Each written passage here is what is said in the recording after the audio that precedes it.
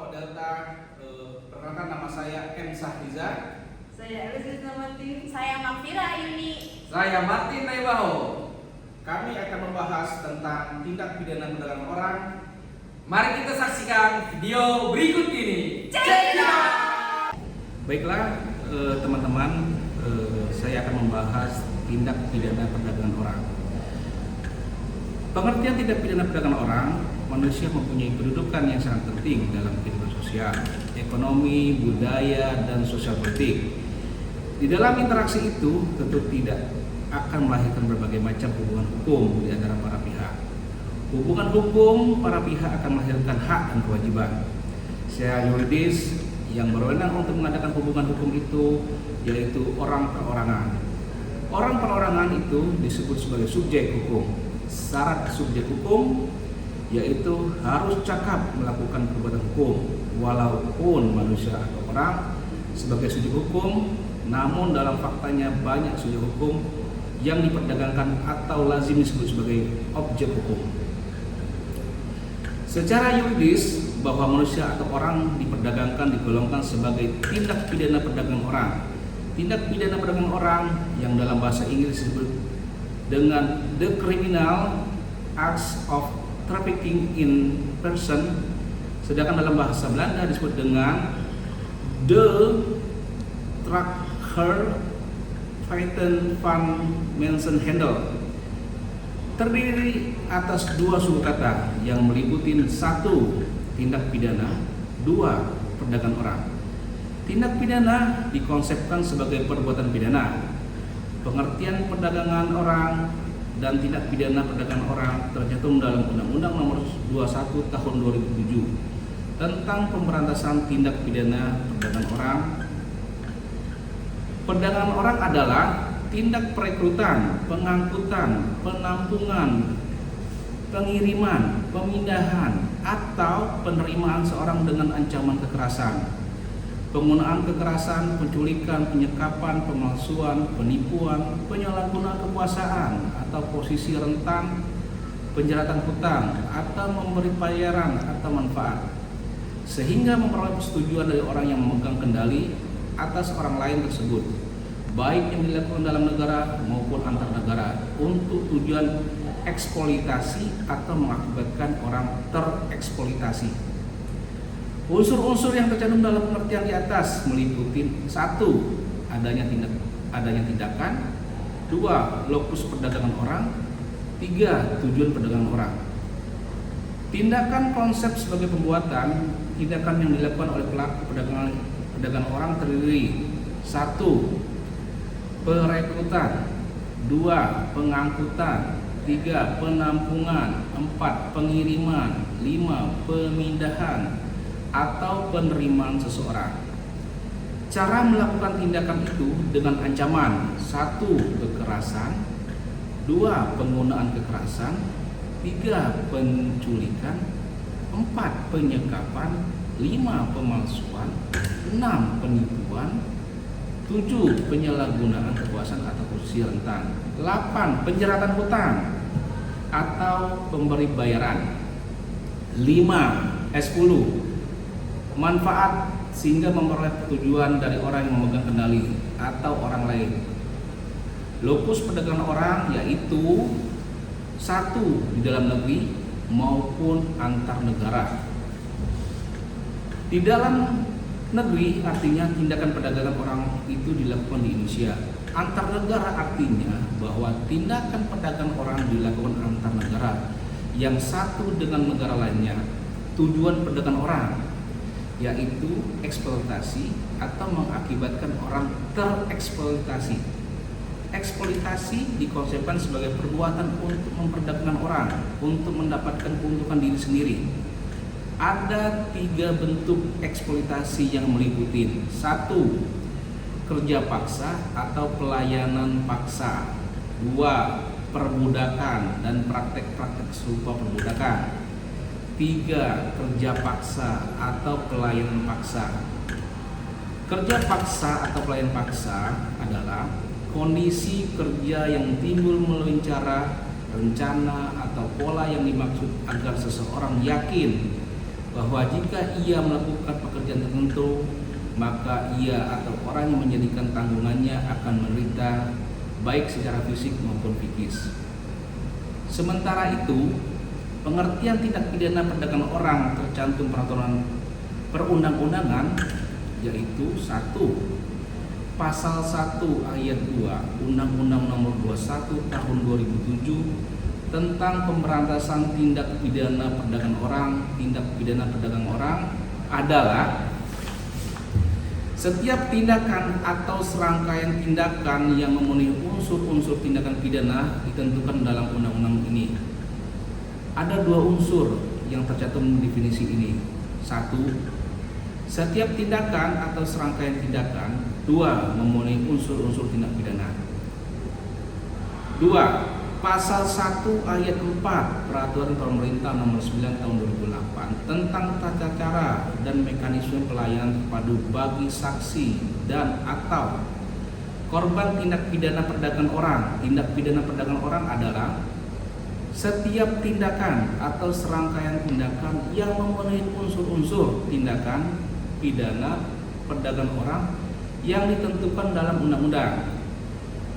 Di sini ada 3 unsur yang tercantum dalam definisi ini. 1. Setiap tindakan atau serangkaian tindakan. 2. Memenuhi unsur-unsur tindakan pidana perdagangan orang. 3. Ditentukan dalam undang-undang. Definisi yang tercantum dalam peraturan undang-undang di atas tidak nampak subjek pidana, perbuatan pidana dan akibat yang timbulkan dan tindak pidana tersebut, sehingga definisi di atas perlu dipersempurnakan. Tindak pidana perdagangan orang adalah perbuatan pidana yang dilakukan oleh subjek pidana untuk memperdagangkan atau menjualbelikan orang dengan tujuan untuk dieksploitasi. Ada 3 unsur yang tercantum dalam definisi terakhir ini, yaitu A. Adanya perbuatan pidana, B. Adanya subjek pidana, C. Jenis pidana, D. Tujuan perbuatan. Perbuatan pidana merupakan tindakan yang jahat, buruk, atau jelek yang dilakukan oleh pelaku. Subjek pidana yaitu orang yang melakukan perbuatan pidana. Jenis perbuatan pidana yang dilakukan yaitu memperdagangkan atau menjualbelikan manusia. Tujuan tindak pidana itu yaitu mengeksploitasi. Eksploitasi adalah tindakan dengan atau tanpa persetujuan orang, korban yang meliputi tetapi tidak terbatas pada pelacuran, kerja atau pelayanan paksa, perbudakan atau praktik serupa perbudakan, penindasan, pemerasan, pemanfaatan fisik, seksual, organ reproduksi atau secara melawan hukum, memindahkan atau mentransplantasi organ dan atau jaringan tubuh atau memanfaatkan tenaga atau kemampuan seseorang oleh pihak lain untuk mendapatkan keuntungan baik material maupun immaterial. Ada 2 unsur yang terkandung dalam definisi eksploitasi. 1. Adanya tindakan. 2. Adanya tujuan. Tindakan perdagangan orang dilakukan oleh pelaku, yaitu memaksa orang untuk melakukan 1. Pelacuran, 2. Kerja atau pelaksanaan paksa, 3. Perbudakan atau praktik serupa perbudakan, 4. Penindasan, 5. Pemerasan, 6. Memanfaatkan fisik, seksual, organ reproduksi, 7. Secara melawan hukum, memindahkan atau mentransplantasi organ atau jaringan tubuh, memanfaatkan tenaga, 9. Kemampuan seseorang oleh pihak lain. Tujuan atau esensi eksploitasi yaitu untuk mendapatkan keuntungan baik material maupun imaterial. Yang menikmati keuntungan yaitu pelaku tindak pidana perdagangan orang. Baiklah, pembahasan selanjutnya yaitu landasan filosofis, yuridis, dan sosiologis tindak pidana perdagangan orang. Tindak pidana perdagangan orang diatur dalam Undang-Undang Nomor 21 Tahun 2007 tentang pemberantasan tindak pidana perdagangan orang. Landasan filosofis ditetapkannya undang-undang ini telah ditetapkan dalam pertimbangan hukumnya. Di dalam pertimbangan hukum itu disebutkan bahwa 1. Setiap orang sebagai makhluk Tuhan Yang Maha Esa memiliki hak-hak asasi sesuai dengan kemuliaan harkat dan martabatnya yang dilindungi oleh Undang-Undang berdasarkan Pancasila dan Undang-Undang Dasar Negara Republik Indonesia tahun 1945. Yang kedua, bahwa perdagangan orang, khususnya perempuan dan anak, merupakan tindakan yang bertentangan dengan harkat dan martabat manusia dan melanggar hak asasi manusia, sehingga harus diberantas. Yang tiga, bahwa perdagangan orang telah meluas dalam bentuk jaringan kejahatan yang terorganisasi dan tidak terorganisasi, baik bersifat antar negara maupun dalam negeri, sehingga menjadi ancaman terhadap masyarakat, bangsa, dan negara, serta terhadap norma-norma kehidupan yang dilandasi penghormatan terhadap hak asasi manusia.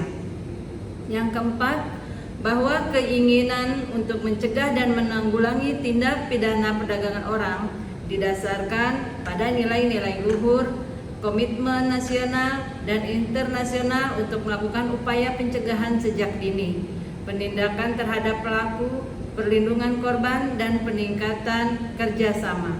Yang kelima, bahwa peraturan perundang-undangan yang berkaitan dengan perdagangan orang belum memberikan landasan hukum yang menyeluruh dan terpadu bagi upaya pemberantasan tindak pidana perdagangan orang.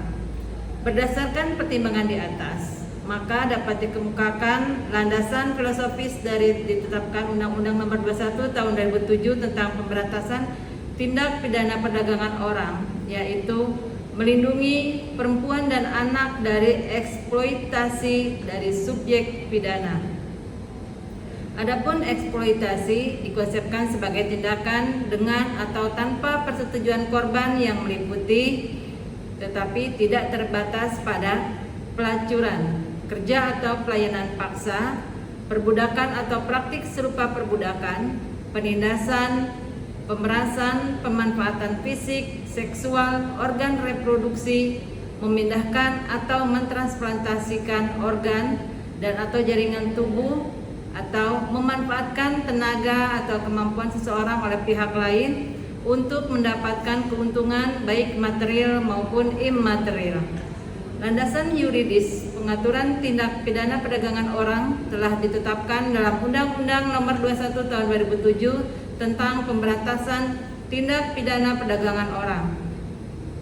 Undang-undang itu terdiri atas 11 bab dan 67 pasal. Penjabaran lebih lanjut dari Undang-Undang Nomor 21 Tahun 2007 tentang pemberantasan tindak pidana perdagangan orang telah dituangkan dalam 1. Peraturan Pemerintah Nomor 9 Tahun 2008 tentang tata cara dan mekanisme pelayanan terpadu bagi saksi dan atau korban tindak pidana perdagangan orang. 2. Peraturan Kepala Kepolisian Negara Republik Indonesia Nomor 3 Tahun 2008 tentang pembentukan ruang pelayanan khusus dan tata cara pemeriksaan saksi dan atau korban tindak pidana. Adapun landasan sosiologis ditetapkannya Undang-Undang Nomor 21 Tahun 2007 tentang pemberantasan tindak pidana perdagangan orang adalah karena banyaknya perempuan dan wanita diperdagangkan oleh orang-orang yang tidak bertanggung jawab. Berdasarkan data di tahun 2014 sampai dengan tahun 2016, jumlah kasus yang berkaitan dengan perdagangan orang berjumlah sebanyak 114 kasus. Selanjutnya kami akan membahas terkait subjek pidana dalam tindak pidana perdagangan orang. Subjek pidana yang dapat dipidana dalam tindak pidana perdagangan orang adalah terdiri dari yang pertama setiap orang, yang kedua korporasi, yang ketiga kelompok terorganisasi, dan yang keempat penyelenggara negara yang menyalahgunakan kekuasaan.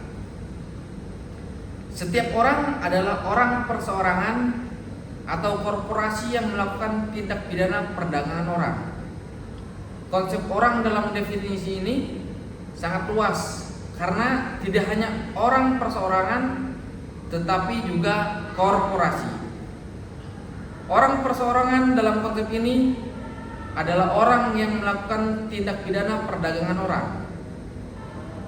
Sedangkan korporasi sendiri yaitu kumpulan orang dan atau kekayaan yang terorganisasi, baik merupakan badan hukum maupun bukan badan hukum. Ada dua karakteristik korporasi dalam definisi ini, yaitu yang pertama kumpulan orang dan atau yang kedua kekayaan yang terorganisasi. Kumpulan orang adalah himpunan dari orang-orang yang mempunyai tujuan tertentu. Kumpulan dan atau kekayaan yang terorganisasi dibedakan menjadi dua macam, yaitu yang pertama berbadan hukum dan yang kedua tidak berbadan hukum. Kelompok terorganisasi adalah kelompok terstruktur yang terdiri dari 3 orang atau lebih yang eksistensinya untuk waktu tertentu dan bertindak dengan tujuan melakukan satu atau lebih tindak pidana yang diatur dalam undang-undang ini dengan tujuan untuk memperoleh keuntungan material atau finansial, baik secara langsung maupun tidak langsung. Ada 4 karakteristik kelompok terorganisasi. Yang pertama, terdiri dari 3 orang atau lebih. Yang kedua, keberadaannya untuk waktu tertentu.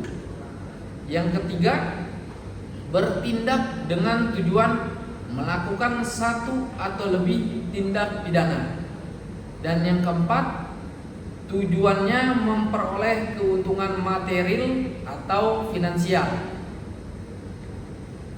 Keuntungan material atau finansial adalah keuntungan dalam bentuk benda atau bentuk uang. Seperti diketahui, dengan dilakukannya perdagangan orang, maka orang atau korporasi ataupun kelompok terorganisasi akan memperoleh keuntungan material atau uang dari si pembeli. Kemudian penyelenggara negara, yang dimaksud penyelenggara negara di sini yaitu adalah pejabat pemerintah, anggota Tentara Nasional Indonesia, anggota Kepolisian Negara Republik Indonesia, aparat keamanan, penegak hukum, atau pejabat publik yang menyalahgunakan kekuasaannya untuk melakukan atau mempermudah tindak pidana perdagangan orang. Menyalahgunakan kekuasaan adalah menjalankan kekuasaan yang ada padanya secara tidak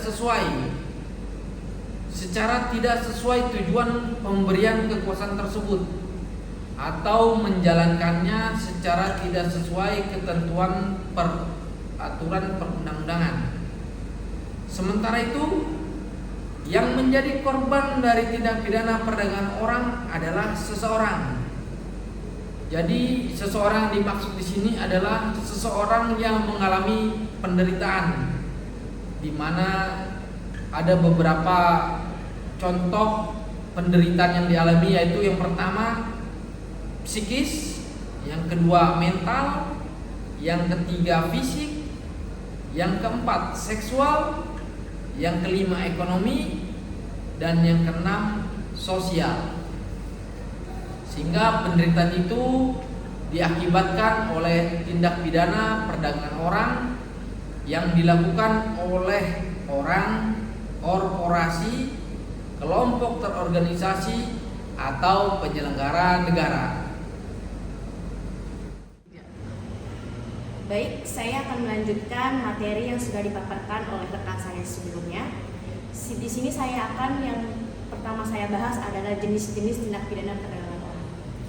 Mungkin kita lihat di Indonesia ini kenapa lahirnya tindak pidana perdagangan orang itu karena memang maraknya secara global maupun nasional mengenai perdagangan orang yang semakin marak, yaitu anak-anak maupun perempuan. Di sini saya akan menjelaskan atau menyebutkan jenis-jenis tindak pidana perdagangan orang itu ada apa aja sih. Nah, jenis-jenis tindak perdagangan orang ini ada 16 ya teman-teman. teman-teman, izinkan saya untuk menyebutkannya. Yang pertama ada tindak pidana kekerasan, tindak pidana impor orang, tindak pidana ekspor orang, tindak pidana pengangkatan anak dengan tujuan eksploitasi, tindak pidana pengiriman anak ke dalam negeri ataupun ke luar negeri dengan tujuan dieksploitasi, tindak pidana penyalahgunaan kekuasaan, tindak pidana menggerakkan orang lain, tindak pidana pembantuan atau percobaan, tindak pidana perencanaan atau melakukan pemufakatan jahat, tindak pidana penggunaan atau pemanfaatan korban, tindak pidana memberikan atau memasukkan keterangan palsu pada dokumen negara ataupun dokumen lain, tindak pidana memberikan kesaksian palsu, tindak pidana penyerangan fisik terhadap saksi atau petugas, tindak pidana mencegah, sengaja, merintangi atau menggagalkan secara langsung ataupun tidak langsung penyidikan, penuntutan dan pemeriksaan di sidang pengadilan, tindak pidana pembantuan pelarian pelaku tindak pidana perdagangan orang, dan tindak pidana pemberitahuan identitas saksi atau korban. Nah, dalam Undang-Undang Tindak Pidana Perdagangan Orang ini kan diatur dalam Undang-Undang Nomor 1/21 Tahun 2007 ya teman-teman. Nah, seperti yang sudah disebutkan pada sebelumnya oleh rekan-rekan saya akan menjelaskan secara spesifik dari mana Undang-Undang Nomor 21 Tahun 2007 ini dari unsur objektifnya, subjektifnya, bahkan bagaimana sih si korban ini dalam tindak pidana perdagangan orang. Nah, sekarang kan kalau sampai 16-16-nya mungkin gak cukup ya teman-teman waktunya untuk saya menjelaskan satu persatu, dan ini yang saya jelaskan adalah ada kaitannya dengan paparan-paparan yang sebelumnya sudah disebutkan oleh teman-teman saya dan juga berkaitan dengan jenis-jenis tindak pidana perdagangan orang. Baik. Yang pertama saya akan menjelaskan yaitu unsur objektif. Nah, di mana unsur objektif ini diatur dalam pasal 1 ayat 1 dan pasal 2 ayat 1 di dalam Undang-Undang TPPO. Nah, yang perlu kita ketahui nih teman-teman, dalam TPPO ini ada 3 elemen unsur yang harus kita ketahui. Apa saja sih 3 unsur itu? Yaitu ada proses, ada cara, dan juga ada tujuan. Nah, proses itu adalah perbuatannya teman-teman yang sudah dijelaskan oleh rekan saya yang pertama itu dalam pengertian TPPO ya teman-teman. Nah, proses ini tuh ada salah satunya itu juga udah cukup ya memenuhi TPPO. Maka oleh karena itu saya sebutkan apa aja sih prosesnya.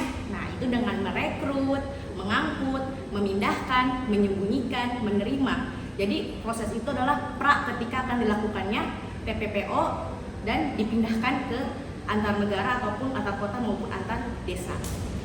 Kemudian yang kedua adalah cara. Nah, cara itu adalah dilakukan oleh teknik-teknik tertentu oleh pelaku atau dalam bahasa sehari-hari itu kayak calo ataupun repiker ya teman-teman.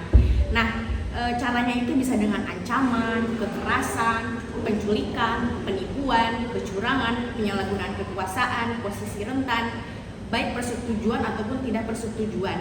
Nah, biasanya baik persetujuan dan tidak persetujuan ini karena tidak mengetahui nih informasi keseluruhan yang tidak lengkap dari si pelaku. Jadi si korban tidak mengetahui nih informasi-informasi yang selanjutnya yang akan si calon korban ini tidak tahu nih selanjutnya dia akan ngapain dan kemana seperti itu.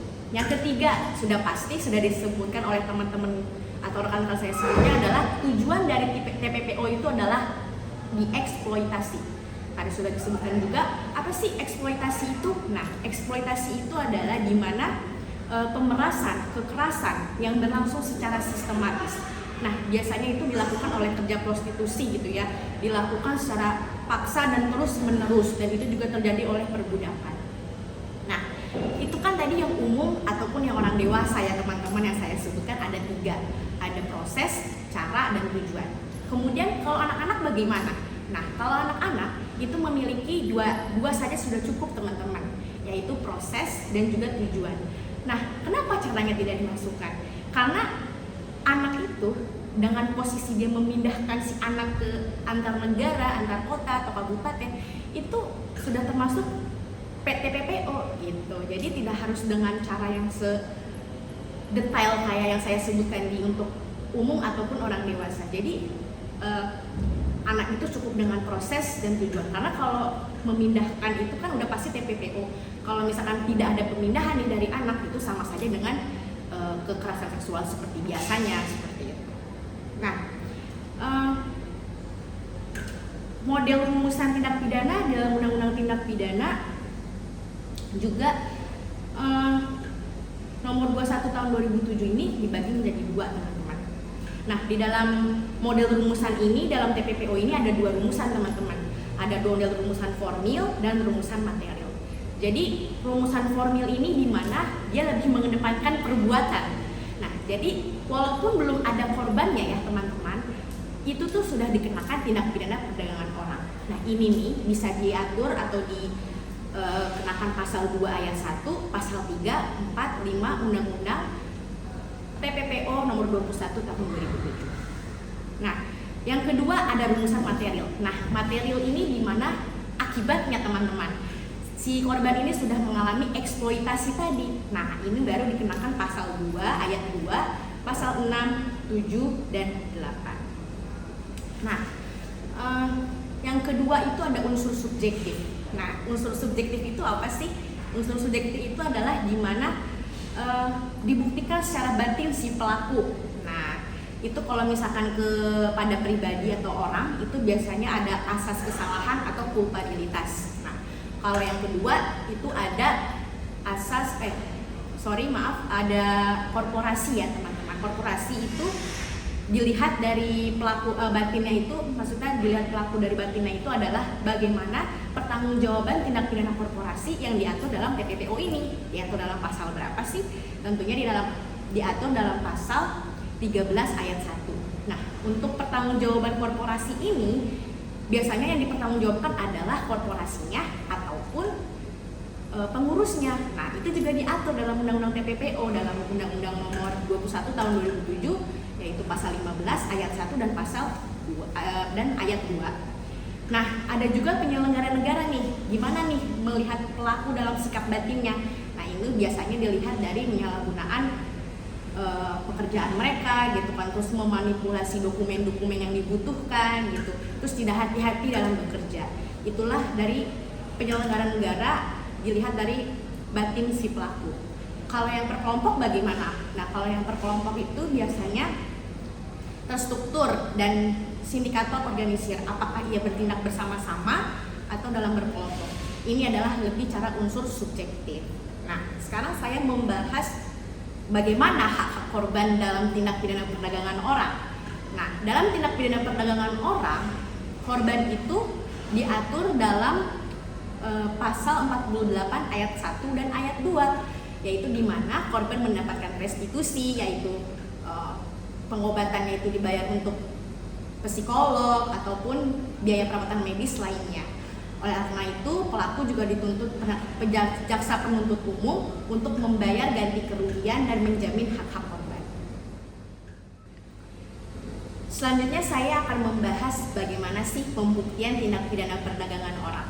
Nah, pembuktian tindak pidana perdagangan orang itu seperti pembuktian pada pidana umum lainnya, gitu ya. Diatur dalam pasal 184 Kitab Undang-Undang Hukum Acara Pidana, di mana di situ tertera bahwa ada keterangan saksi, keterangan ahli, kemudian surat atau dokumen, petunjuk, dan keterangan terdakwa. Nah, selain dari pasal 184 KUHP ini dijelaskan juga dalam Undang-Undang ITE nih teman-teman, di mana pasal 5 Undang-Undang ITE nomor 11 tahun 2018 Jungto Undang-Undang nomor 19 tahun 2016 mengenai Undang-Undang ITE. Nah, informasi elektronik ini diatur nih dalam pasal ini. Jadi pembuktiannya bisa melalui dokumen-dokumen yang berupa elektronik ataupun bukti yang sah lainnya itu berupa cetakannya ya teman-teman dari surat tersebut gitu ya. Itu termasuk ke dalam pembuktian dalam undang-undang elektronik. Karena zaman sekarang kan ya, apalagi zaman sudah canggih ya teman-teman, dari misalkan TPPO ini kan butuh pemindahan ya kan, maupun bukti tiket pesawat ataupun bukti lainnya, transferan segala macam, itu kan termasuk ke dalam ITE ya teman-teman. Makanya dimasukkan ke dalam undang-undang ITE. Nah, kemudian yang kita tunggu-tunggu nih, ada undang-undang TPPO-nya juga nih mengatur dalam pembuktian. Nah, di pasal berapa sih? Di pasal 30 Undang-Undang nomor 21 tahun 2007, di mana dalam Undang-Undang nomor 21 tahun 2007 ini pasal 30 menyebutkan bahwa saksi korban itu sudah cukup menjadi alasan adanya TPPO, dan tentunya alat bukti lainnya ya teman-teman, tidak hanya saksi atau korban saja tetapi dengan bukti lainnya. Tapi kan biasanya kita mendengar bahwa satu saksi bukan saksi ya teman-teman. Nah, ini dalam TPPO ada kekhususan nih bahwa saksi korban saja tuh sudah cukup untuk tindak pidana perdagangan orang. Nah, alat bukti dan barang bukti itu kan berbeda ya teman-teman. Kalau barang bukti itu lebih apa yang dipakai dalam tindak pidana tersebut gitu kan. Misalnya bukti uang bahwa si korban itu menerima uang dari si pelaku. Nah, kemudian kalau kita berbicara sistem peradilan dalam TPPO ini sama seperti pada umumnya ya teman-teman. Ada penyidik, ada JPU, penuntut umum, kemudian ada hakim gitu ya. Dari penyidikan terus ke jaksa gitu, terus ke hakim. Nah, yang pembeda di sini adalah sidangnya. Bagaimana sidangnya TPPO? Nah, TPPO yang umum ini dibagi menjadi dua ya teman-teman. Dalam persidangan itu ada yang umum, ada juga yang untuk anak. Kita bahas terlebih dahulu adalah yang umum. Nah, yang umum ini biasanya sidangnya itu adalah nama pelapor dan alamatnya atau hal-hal lain yang memberikan kemungkinan dapat diketahui identitas pelapor dirahasiakan. Jadi nama dan alamat itu dirahasiakan ya teman-teman. Diberitahukan kepada saksi dan orang lain yang bersangkutan sebelum pemeriksaan pejabat yang berwenang. Jadi dikasih tahu dulu nih kepada yang terlibat siapa saja sebelum berhadapan dengan pejabat yang berwenang, gitu kan, untuk melakukan pemeriksaan. Yang ketiga, saksi atau korban tidak dapat dihadirkan di sidang. Keterangan saksi dapat diberikan secara jarak jauh melalui alat komunikasi audio visual. Jadi saksi korban tidak dihadirkan dalam persidangan. Jadi kalau ketika dia memberi kesaksian, dia hanya menggunakan alat video visual ya teman-teman. Sekarang kan seperti kayak ada Google Meet, Zoom, ataupun WhatsApp ya teman-teman. Nah, kemudian saksi atau korban berhak didampingi advokat atau pendamping lainnya. Nah, dia berhak didampingi nih teman-teman. Yang kelima, korban yang jadi saksi berhak mendapat putusan pengadilan. Jadi dia berhak mendapatkan putusan pengadilan. Yang keenam, korban berhak meminta memberikan keterangan di sidang tanpa kehadiran terdakwa. Nah, itulah yang umumnya yang dikatakan sebagai orang dewasa. Bagaimana ketika kalau kita persidangan dalam di anak nih ya? Tentu ada perbedaan-perbedaan yang signifikan ya teman-teman. Yang pertama, sidangnya tertutup. Nah, jadi sidangnya tertutup, si pejabat yang berwenang tidak memakai toga, pakaian dinas gitu kan, dan juga tanpa kehadiran si terdakwa. Wajib didampingi orang tua, wali, orang tua asuh, dan advokat. Jadi wajib didampingi ya kalau untuk anak-anak itu. Yang kemudian atas persetujuan hakim dapat dilakukan di luar persidangan. Nah, ini juga beda nih ya dari yang tadi saya sebutkan untuk yang orang dewasa. Di luar sidang pengadilan dengan rekaman audio visual dilakukan di hadapan penyidik dan penuntut umum. Nah, jadi di pengadilan anak ini boleh nih atas persetujuan hakim dilakukan persidangan di luar pengadilan. Nah, yang keempat, terdakwa dipanggil secara sah dan patut tidak hadir di sidang tanpa alasan yang sah, diperiksa, diputus tanpa kehadiran terdakwa. Yang kelima, hadir pada sidang berikut sebelum putusan dijatuhkan. Tersangka wajib diperiksa, keterangan saksi dan surat yang dibacakan dalam sidang sebelumnya dianggap sebagai alat bukti yang diberikan dengan kehadiran terdakwa. Jadi kalau semuanya sudah terprosedur ya teman-teman, nah ini baru nih si terdakwa dihadirkan ke dalam persidangan untuk diperiksa, terus dikasih keterangan saksi dan surat yang dibacakan dalam sidang sebelumnya sebagai itu tuh alat bukti yang diberikan dengan kehadiran si terdakwa. Dan yang terakhir adalah putusan tanpa kehadiran terdakwa diumumkan penuntut umum pada papan pengumuman pengadilan, kantor Pemda, atau diberikan kepada keluarga atau kuasanya. Demikianlah pemaparan materi dari kelompok Delta mengenai tindak pidana perdagangan orang.